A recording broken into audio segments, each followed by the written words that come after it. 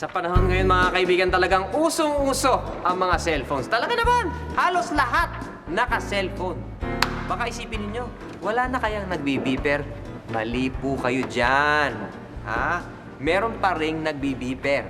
Pero karamihan sa kanila ay mga doktor. Ano kaya ang mga itsura ng mga beeper operators? Panoorin niyo po.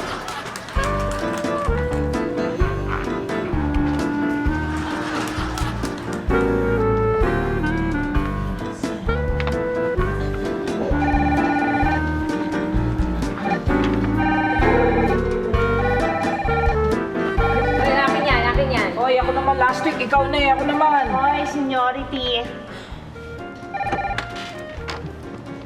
Pager 2000, good morning.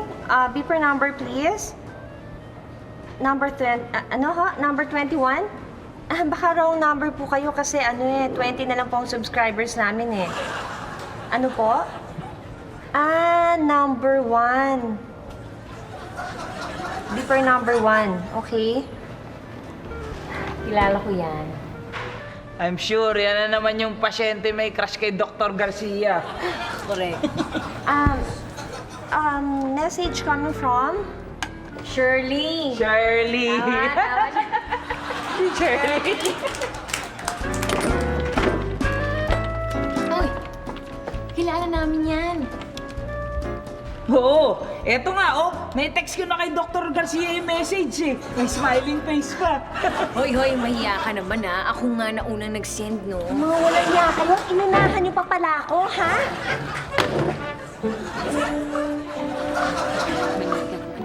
Bakit? Hey, inunahan. Ikaw nga, mas nauna ka pa sa akin eh. Sige na, kayo na magtrabaho dito. Hindi, ikaw na, seniority eh. Oo nga. Sige na.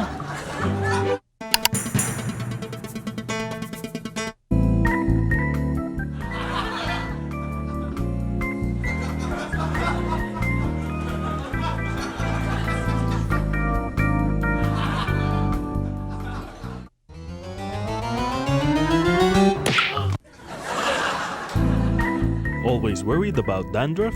Use Lizoral shampoo once a week.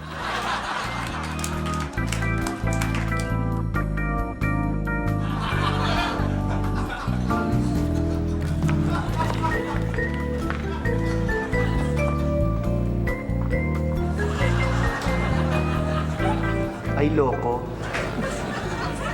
Loko to. Ano to?